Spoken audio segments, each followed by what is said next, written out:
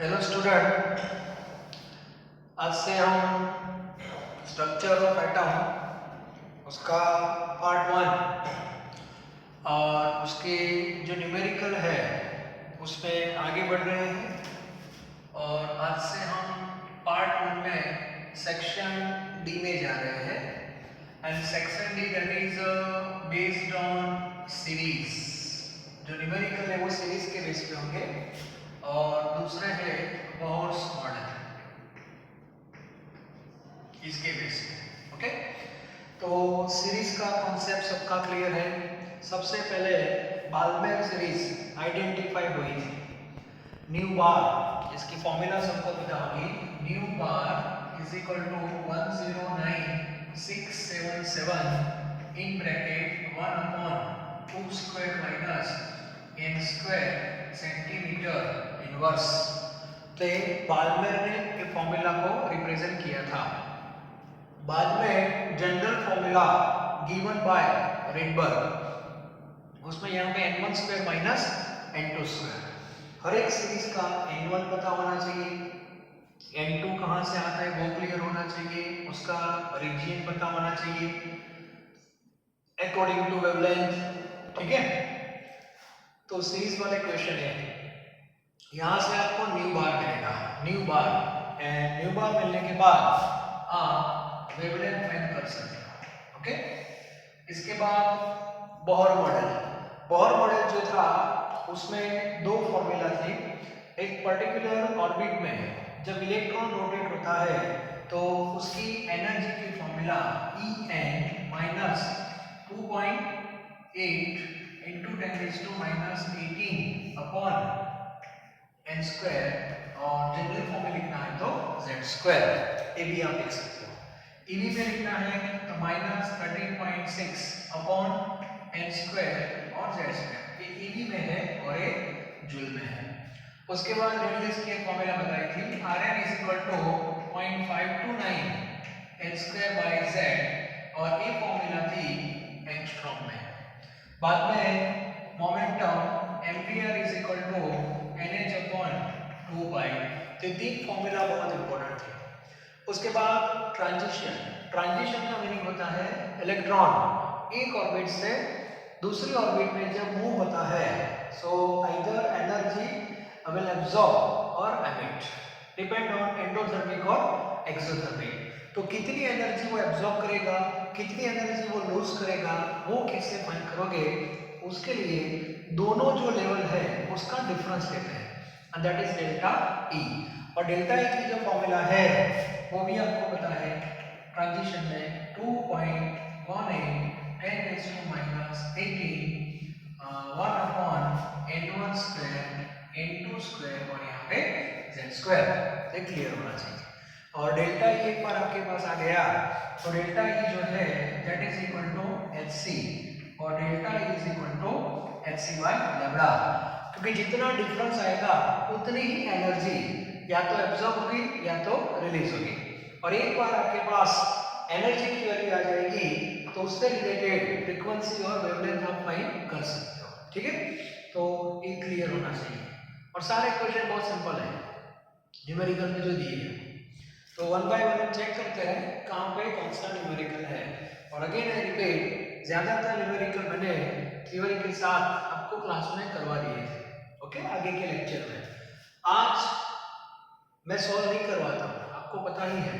मैं आपको हिंट दूंगा, फॉर्मूला बता दूंगा, वैल्यू शायद रख सकता हूँ, लेकिन सिंप्लीफिकेशन आपको खुद करना है। ठीक है, आंसर आपको लाना है। तो सबसे पहले question number 2.13। What is the wavelength of the light emitted when the electron in a hydrogen atom undergoes transition from the energy level with n is equal to 4 to energy level n is equal to 2? The electron n is equal to 4 में से कहाँ पे आ रहा है, 2 में आ रहा है। तो मैंने बता दिया था n1 आपको 2 लेना है और n2 आपको 4 लेना है। कौन सी कंडीशन सेटिस्फाई करनी है, n1 लेस देन n2, ये क्लियर होना चाहिए। इलेक्ट्रॉन कहां से आता है कहां जा रहा है डजंट मैटर, दो स्टेट है, लोअर को N1 बोलेंगे और हायर को N2 बोलेंगे, दैट इज फिक्स्ड। ओके, अब सबसे पहले इसमें पूछा है वेवलेंथ, लेकिन हम डेल्टा ई फाइंड करेंगे पहले। ओके, और डेल्टा ई की फॉर्मूला आपके सामने ही है, तो सबको क्या करना है, डेल्टा ई फाइंड करना है 2.18 10⁻⁻80। क्लियर, फॉर्मूला आपके सामने है 1/n1², n1 means 2 that is 4 minus 1/16 z² z1। एक हैबिट डाल देना, z के फॉर्म में ही फॉर्मूला लिखना। ओके, तो क्लियर होना चाहिए। तो 1 का स्क्वायर तो 1 ही होगा, इसको जब आप सॉल्व करोगे तो आपका जो आंसर आएगा वो डेल्टा ई आएगा, और ये आंसर आएगा जूल में। अब ये आंसर प्लस में भी लिख सकते हो, माइनस में भी लिख सकते हो, that depends on endothermic and exothermic. तो मुझे बताओ, इलेक्ट्रॉन 4 से 2 में आ रहा है, मतलब ऊपर से नीचे आ रहा है, तो एनर्जी क्या करेगा, एमिट करेगा, दैट इज एक्सोथर्मिक। तो बाद में आपको ये आंसर जो है वो नेगेटिव में लिख देना है with reason, because of exothermic. और ये हो गया आपका डेल्टा ई। डेल्टा ई के बाद आपको फाइंड करना है hc बाय लैम्बडा। तो डेल्टा ई की जो वैल्यू है उसको hc से क्या कर दो, डिवाइड कर दो, दैट इज इक्वल टू 1/लैम्बडा। इसमें वैल्यू पॉजिटिव लेना, क्योंकि ये वेवलेंथ हम फाइंड करने जा रहे हैं, और वेवलेंथ और फ्रीक्वेंसी दोनों नेगेटिव। तो यहाँ पे डेल्टा ई की वैल्यू डाल दो, h से आपको पता है, तो पहला आंसर 1/लैम्बडा का आएगा, उसका इन्वर्स ले लो, दैट इज लैम्बडा। तो इतना वर्क आपको करना पड़ेगा, ठीक है। तो बहुत सिंपल क्वेश्चन है। नेक्स्ट जो है दैट इज 2.14। अब 2.14 में क्या लिखा है देखो, 2.14 how much energy is required, how much energy is required to ionize hydrogen atom if electron occupy n equal to 5th orbit। मतलब इलेक्ट्रॉन अभी 5th ऑर्बिट में है, ठीक है, और उसको आयोनाइज करना है 2.14, मतलब अभी इलेक्ट्रॉन 5th में है, सो n1 आपका 5 हो जाएगा और n2 आपको लेना है इनफाइनाइट। आयोनाइज करना मतलब इलेक्ट्रॉन को ऑर्बिट से बाहर फेंक देना है, मतलब एटम से बाहर फेंक देना है, और उसके लिए कंडीशन है इलेक्ट्रॉन की एनर्जी को जीरो कर दो। ये सब हमने पढ़ लिया है, और जीरो करने के लिए उसको कहाँ भेजना पड़ेगा, इनफाइनाइट पे। अब मुझे बताओ कितनी एनर्जी देनी पड़ेगी, तो इसका क्या ले लो, डिफरेंस ले लो। तो डिफरेंस आपको फाइंड करना है delta E, that is 5th to infinite. Formula आपके सामने ही है 2.18 10⁻⁻8 1/25 minus 1/infinitive 1 का square 1/infinitive that is 0। Okay, तो ये जो वैल्यू है 2.18 into 10⁻⁻18 उसको 25 से डिवाइड कर देना है इन शॉर्ट। ओके, तो आंसर आप चेक कर लेना। Okay, ionise hydrogen atom 5th, बाद में लिखा है कंपेयर, एक दूसरा पॉइंट में लिखा है compare, compare your answer with the ionization energy of hydrogen atom where electron n is equal to 1। अब मान लो कि वैल्यू आपके सामने आ गई है। ओके, अब इसको कंपेयर करना है डेल्टा हाइड्रोजन के साथ 1 टू इनफाइनाइट। ये डेल्टा E1 है और ये डेल्टा E2 है, तो इसमें क्या होगा 2.18 10⁻⁻8 1 minus 1 इनफाइनाइट और ये 1। अब कंपेयर किसके साथ करना है, हाइड्रोजन का इलेक्ट्रॉन फर्स्ट में है, फर्स्ट में उसको आयोनाइज करना है, तो वैल्यू क्या आएगी 2.18 into 10⁻⁻18 जूल। अब दोनों का रेशियो ले लो, delta E1 upon delta E2, ratio आप लोगे तो ये टर्म कैंसिल हो जाएगा, that is 1/25। It means delta E1 E2 25 delta E1। इसका मीनिंग क्या हुआ, कहां पे ज्यादा एनर्जी देनी पड़ेगी, फर्स्ट से इनफाइनाइट में या फिफ्थ से इनफाइनाइट में, फर्स्ट से इनफाइनाइट में, और वहां पे कितनी देनी पड़ेगी, तो जो 5 में वैल्यू है उसकी कंपेयर में 25 टाइम्स ज्यादा, 25 टाइम्स। तो एक कॉन्सेप्ट आपका क्लियर हो जाएगा कंपैरिजन वाला। मान लो कि इलेक्ट्रॉन 2 से इनफाइनाइट में भेजना है और 1 से भेजना है, तो 1 और 2 में कितना गैप रहेगा, तो यहाँ पे आएगा 4, मतलब 4 टाइम्स स्क्वायर करना है बस। 3 है तो 9 टाइम्स, 4 है तो 16 टाइम्स, 5 है तो 25 टाइम्स, उतने टाइम्स ज़्यादा एनर्जी आपको देनी पड़ेगी। तो एक कॉन्सेप्ट आपका क्लियर होना चाहिए। उसके बाद जो क्वेश्चन है वो आगे मैंने आपको क्लास में करवाया था, what is the maximum number of emission line when the excited electron of atom in n is equal to 6 drop to the ground state. It means question was 2.15 electron n equal to 6 में से n is equal to 1 में वापस आ रहा है, तो कितनी line वो आपको दे सकता है। तो मैंने बताया था इसमें डेल्टा n फाइंड कर दो, 6 - 1 दैट इज फिफ्थ वन, और बाद में स्पेक्ट्रल लाइन उसकी बहुत फॉर्मूला है, मैंने आपको सजेस्ट ये फॉर्मूला की थी sigma delta n, it means sigma 5, so 5 plus 4 plus 3 plus 2 plus 1 that is equal to 15। ठीक है, तो 15 लाइन बाहर आएगी या तो आपको स्पेक्ट्रम में मिलेगी। नेक्स्ट जो क्वेश्चन है 2.16 जो है उसमें the energy associated with first orbit, first की एनर्जी आपको दी है, ये रही फर्स्ट की A1 का मतलब होगा, no problem, joule per atom. So what is the energy associated with fifth orbit, तो यहाँ पे क्या कर दो, फिफ्थ कर दो, मतलब 5 का स्क्वायर क्या हो जाएगा, 25 हो जाएगा। तो फिफ्थ की एनर्जी फर्स्ट के कंपेयर में 25 पार्ट में रहेगी। ओके, तो 2.16 आप कर सकते हो। And calculate the radius of और फिफ्थ ऑर्बिट, तो रेडियस फाइंड करनी है फिफ्थ ऑर्बिट की, तो यहाँ पे r5 हो जाएगा और यहाँ पे 5 का स्क्वायर 25, हाइड्रोजन है तो z इज इक्वल टू 1। सो 2.16 आप आराम से कर सकते हो। नेक्स्ट इज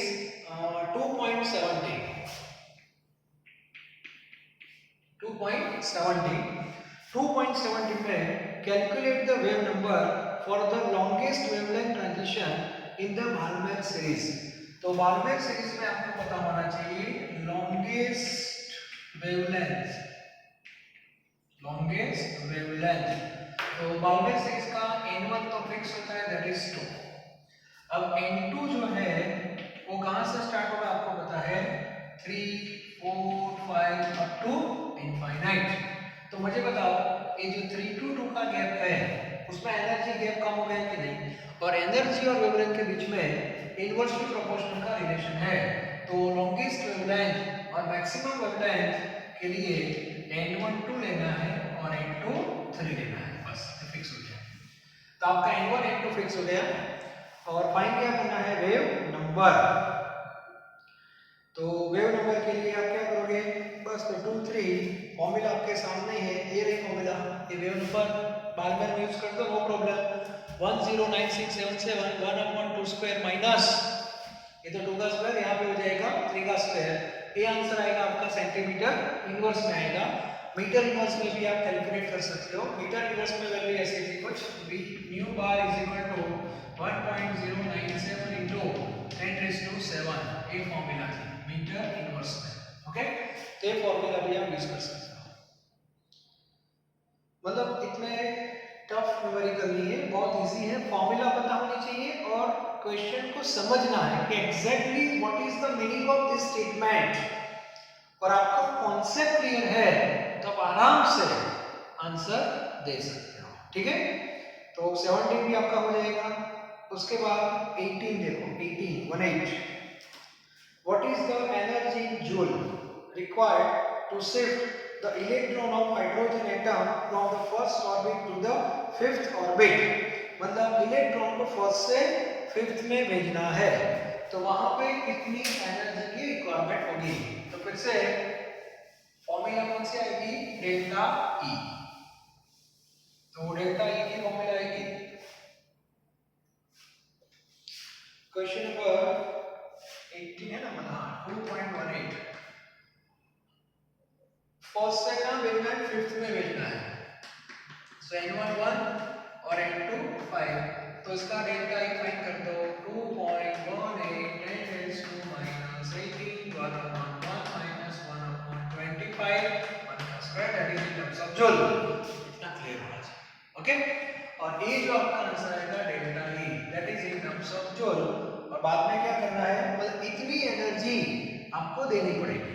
हाँ, ये चेंज है, लेकिन चेंज जितना आपको मिला उतनी एनर्जी आपको देनी पड़ेगी टू इलेक्ट्रॉन। उसके बाद क्वेश्चन और आगे भी है, what is the wavelength of light emitted when the electron returns to the ground state. इसका मीनिंग क्या हुआ, अब इलेक्ट्रॉन वापस आ रहा है, मतलब फिर से वापस बन के आ रहा है। तो एक सिंपल लॉजिक है, जितनी एनर्जी उसने एब्जॉर्ब की है उतनी ही एनर्जी वो रिलीज कर देगा। क्लियर? तो ये जो आपका आंसर है वही रहेगा डेल्टा ई के रेस में। लेकिन जब एनर्जी रिलीज होगी तो उसकी वेवलेंथ क्या होगी, तो delta E is equal to x by lambda. Delta E आपने जो फाइंड किया वही लेना है, और डेल्टा ई को एचसी से डिवाइड कर दो that is 1 upon lambda. 1 upon lambda means new bar, और लैम्डा फाइंड करना है तो न्यू बार का क्या ले लो, इनवर्स, और इस बेस पे हम आगे बढ़ सकते हैं। क्वेश्चन इजी है, फिर से मैं बोल रहा हूँ, आपको खुद ट्राई करने हैं जितने भी क्वेश्चंस है। इसमें वैल्यू अर्थ में दी है, नो प्रॉब्लम। नेक्स्ट जो क्वेश्चन है 2.19, the electron energy in hydrogen atom is given by equation. Energy की फॉर्मूला दी है, calculate the energy required to remove an electron completely from n is equal to 2। मतलब 2 से कहां भेजना है, इनफाइनाइट में। तो n1 कितना लेना है, 2, और n2 इनफाइनाइट, 2 का स्क्वायर 4 हो जाएगा, इसको 4 से डिवाइड कर दो दैट इज डेल्टा ई, और वो आपका आंसर हो जाएगा। और उसके बाद वेवलेंथ फाइंड करनी है, delta E is equal to hc by lambda. तो 2.19 जो है वो भी आप खुद सॉल्व कर सकते हो। सारे क्वेश्चंस इजी है, बस ये 2-3 फॉर्मूला के अंदर ही पूरा ड्रामा। लेकिन एक बार आपको खुद न्यूमेरिकल सॉल्व करना है, क्योंकि गलती यूनिट में वैल्यू में हो सकती है, तो आप खुद ट्राई करना। सारे क्वेश्चन मैंने आगे करवाए हैं, लेकिन अभी प्रैक्टिस आपको करनी है, ठीक है? और उसके बाद हम यूनिट में जाने वाले हैं। ओके, तो इतने क्वेश्चन फर्स्ट पैटर्न में है अप टू 19 के बाद डी ब्रोगली आ जाता है, तो अभी उसको हम बाद में लेने वाले हैं लास्ट लेक्चर में। चलो फिर से, यस, क्वेश्चन नंबर 32 जो है वो भी बहुत बड़े रिलेटेड ही है। क्वेश्चन नंबर 32, चलो पढ़ो 32 में क्या लिखा है। Question number 32 that is show that circumference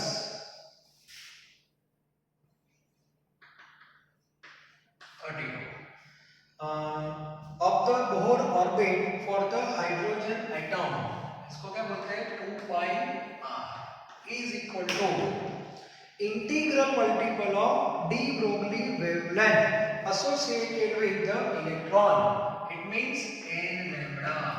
मतलब एक हमें प्रूव करना है, प्रूव हमें ए रिलेशन को प्रूव करना है, 2 pi r is equal to n lambda. तो इसको प्रूव कैसे करेंगे, बहुत सिंपल है। सबसे पहले मुझे बताओ, according to de Broglie,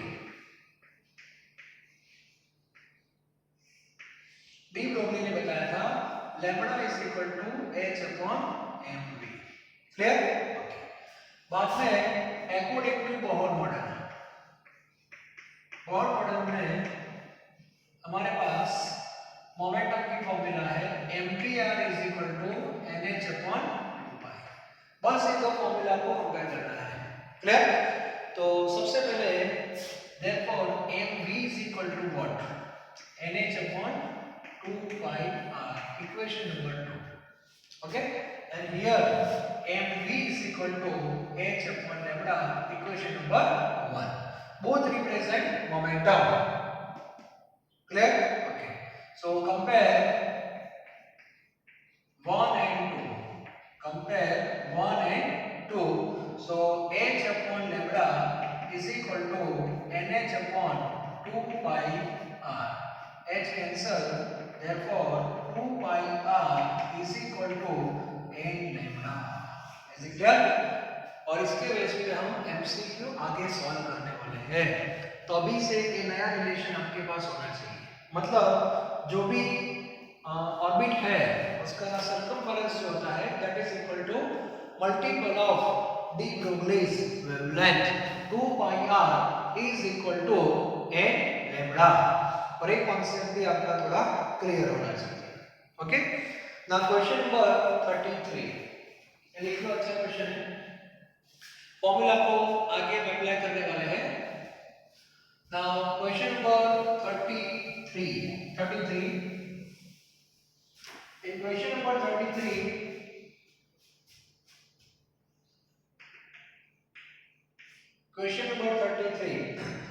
what transition in hydrogen spectrum would have the same wavelength as the Balmer transition n equal to 4 to n equal to 2 of He spectrum। तो सबसे पहले हमें He प्लस स्पेक्ट्रम जो है उसका transition लिया है He और कंपेयर करना है हाइड्रोजन के साथ। 4 से 2 n is equal to 4 to n is equal to 2, ये ट्रांजिशन He प्लस का है और पैरेलल आपको हाइड्रोजन का फाइंड करना है सामने।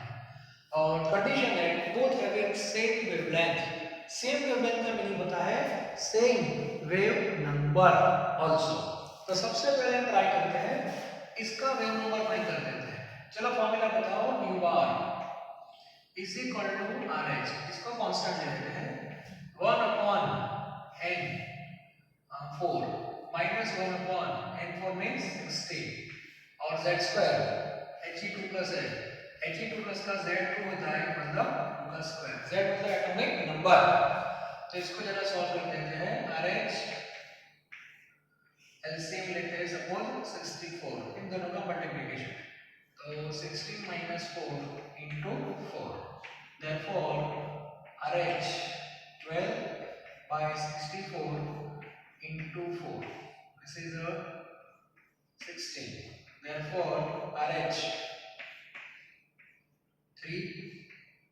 4 3s are और यहाँ पे 4 आ रहा है। Okay, it means 3 by 4 RH and that is mu bar। तो ये जो हमें रिलेशन मिला that is for He plus।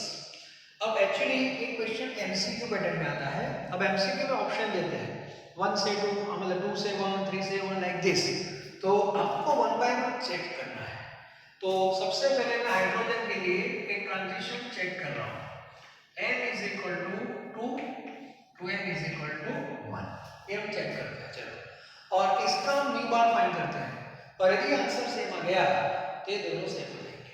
Okay, so nu bar is equal to RH, that is constant 1 upon 1 minus 1 by 4 and this is 1, atomic number of hydrogen 1। So here RH LCM 4 minus 1 1, this is 3 by 4 RH। now see the value, both are same। इसका meaning क्या हुआ, आपके पास दो different species है, one that is He plus, another hydrogen. He plus का a transition जो wavelength की एनर्जी एमिट करेगा वही वेवलेंथ यहां बनेगा, किसमें, हाइड्रोजन में। Both species are different, their transitions are also different, but value of energy, frequency, wavelength all are same। Please basically is it clear? So this is question number 33। now question number 34 number, calculate energy required। ये question important है for MCQ actually। MCQ ऐसे हमें मिलेंगे जब हम GU solve करेंगे तब। चलो आगे बढ़ते हैं। Question number 34।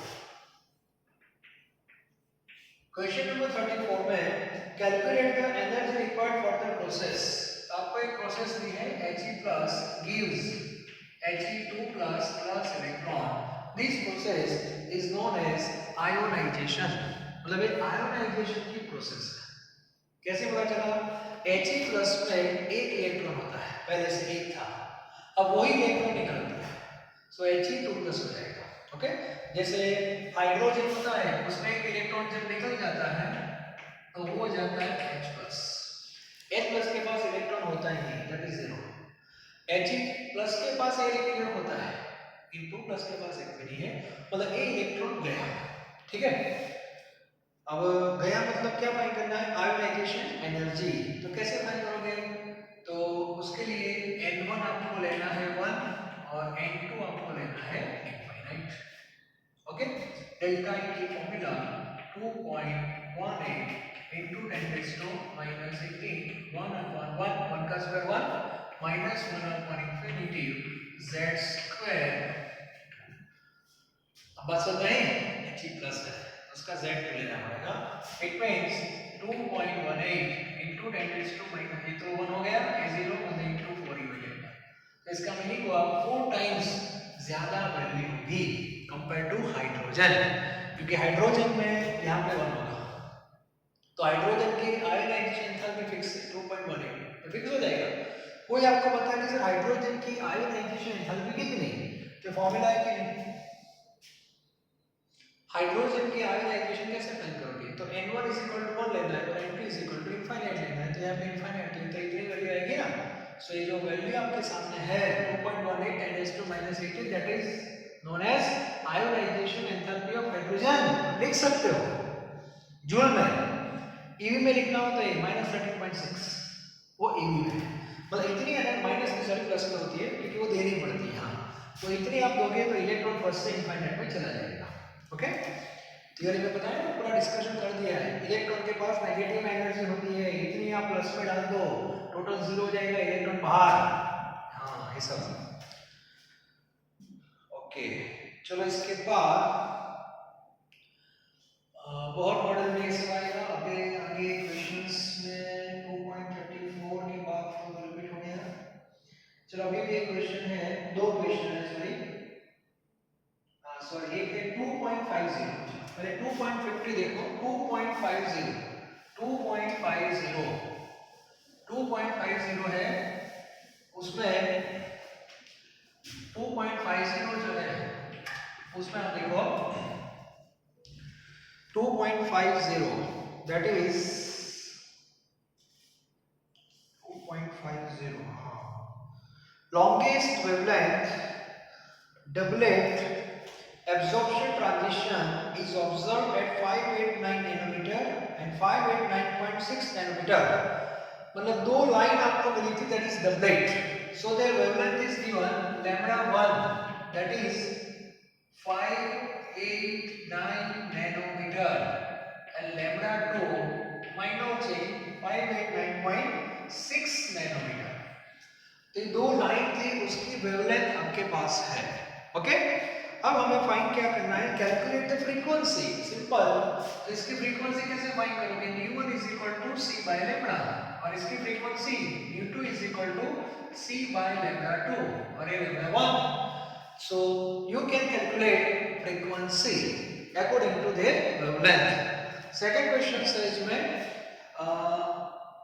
Energy difference between two excited state. तो सिंपल है, according to this λ1 find out E1 at c upon λ1, according to λ2 E2 is equal to hc by λ2, clear, and ultimately delta E that is E2 minus E1, this is the value, clear। तो इस case पे आप find कर सकते हो।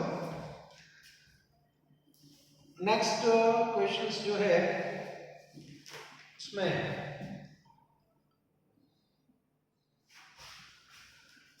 अभी दो question है बहुत मॉड्यूल में 2.55 एंड 2.56, 2.55 एंड 2.56। चलो 2.55 now in 2.55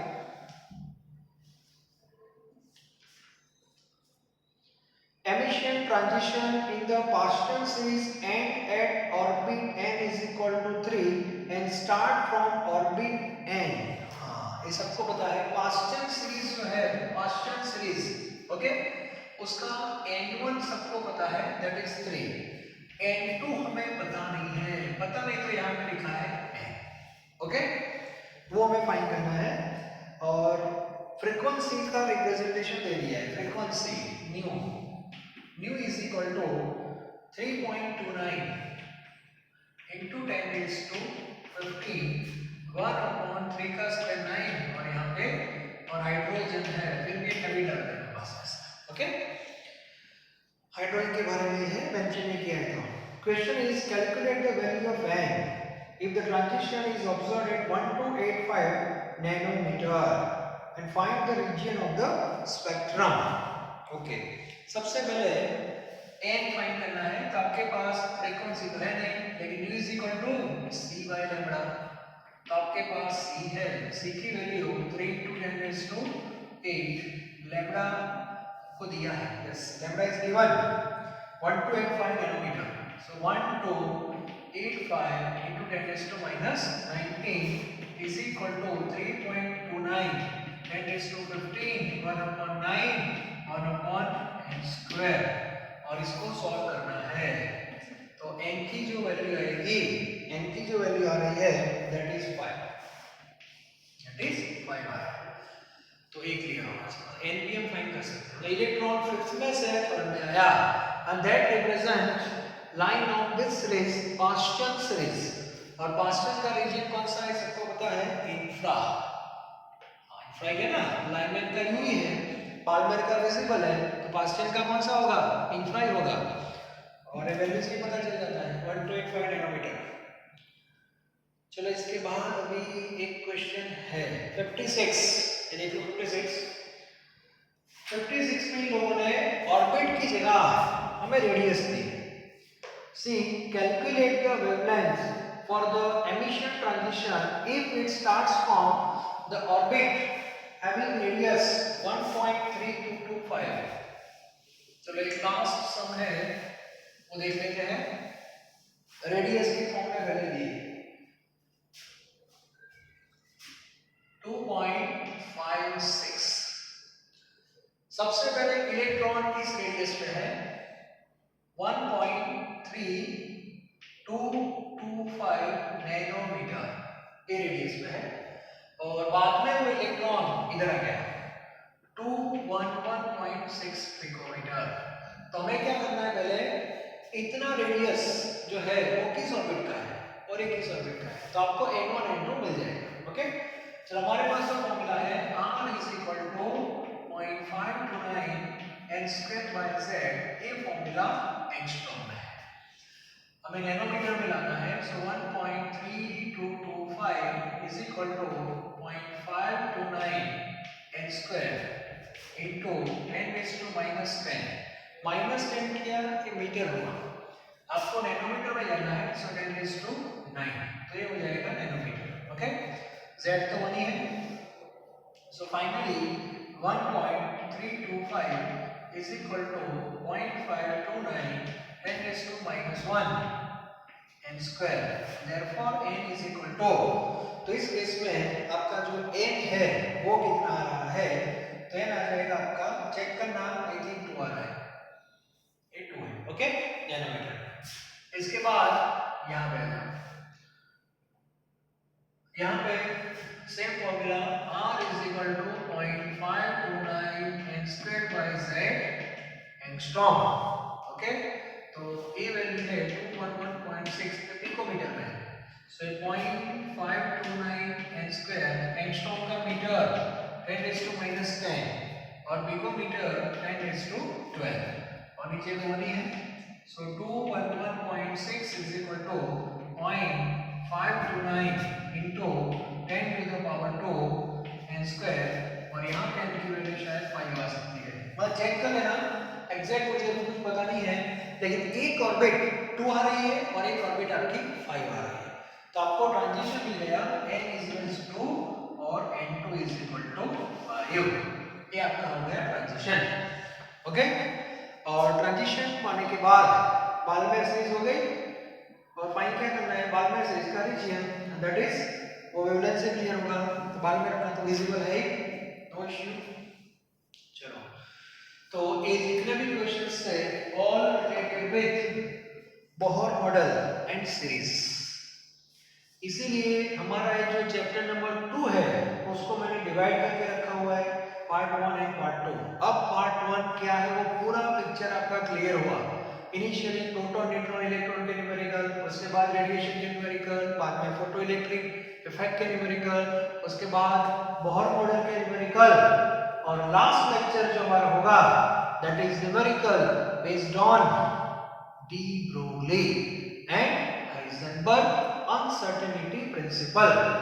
उसके क्वेश्चन बहुत ही सिंपल है, न्यूमेरिकल भी बहुत इजी, 2-3 फॉर्मूला है ज्यादा नहीं। ओके सो नेक्स्ट लेक्चर में हम वो देखेंगे और चैप्टर 2 हमारा है वो कंप्लीट हो जाएगा। Clear? Thank you very very much.